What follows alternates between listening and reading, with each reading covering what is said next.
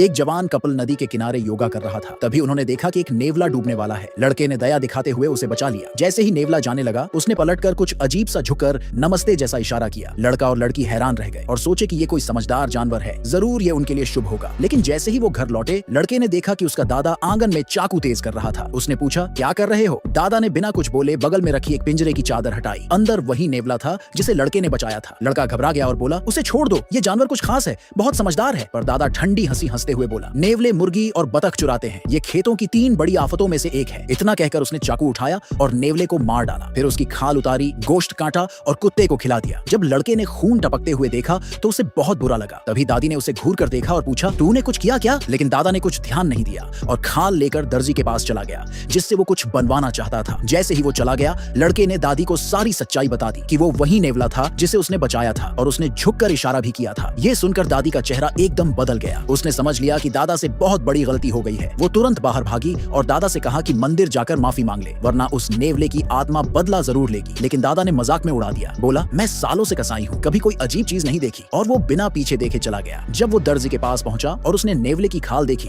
तो उसके मरे हुए आंखों में अभी भी अजीब सी चमक थी, जो देखकर दर्जी भी सन्न रह गया। जब दर्जी ने वो खाल देखी, उसने दादाजी से साफ कह दिया कि वो इसे ले जाए। उसने चेतावनी दी कि अगर इस खाल से कोई कपड़ा बनाया गया तो जो भी उसे पहनेगा उसके साथ कुछ बुरा जरूर होगा। फिर दर्जी ने दादाजी को वहां से भगा दिया। उसी रात लड़के को एक डरावना सपना आया। उसने देखा कि उसकी गर्लफ्रेंड एक नेवले में बदल गई है और उसे मारने की कोशिश कर रही है। वो पसीने से भीगा हुआ उठ बैठा। सुबह जब उसकी गर्लफ्रेंड उसके घर आई तो उसका चेहरा एकदम गंभीर था। उसने कहा कि उसने भी सपना देखा कि वो एक नेवला बन गई थी और अपने ही हाथों से उसे मार डाला। ये सुनकर लड़का चौंक गया और बोला कि उसे भी बिल्कुल वैसा ही सपना आया था। लड़की सुनकर सन्न रह गई। तभी लड़के ने जैसे ही उसकी तरफ देखा, उसे कुछ अजीब लगा। उसे अपनी गर्लफ्रेंड का चेहरा नेवले जैसा दिखा। वो डर के मारे चिल्लाया और भागकर सीधा अपनी दादी को सब कुछ बताने चला गया। जब दादी ने उसकी बात सुनी तो उसका चेहरा सफेद पड़ गया। उसे तुरंत समझ आ गया कि वो नेवला बदला लेने के लिए वापस आया है, शायद परिवार की रक्षा के नाम पर। दादी लड़के को एक आध्यात्मिक गुरु के पास ले गई, लेकिन गुरु ने सब सुनने के बाद कहा कि वो कुछ नहीं कर सकता। बोला, जब कोई नेवला बदला लेने आता है तो कोई उसे रोक नहीं सकता। उस रात जब लड़का सोने ही जा रहा था तो उसने खिड़की से काली परछाई देखी। डर के मारे उसने खुद को चादर में छुपा लिया। थोड़ी देर तक कुत्ते के भौंकने की आवाज आई, फिर सब शांत हो गया। लेकिन अगली सुबह दादी ने एक ऐसी खबर दी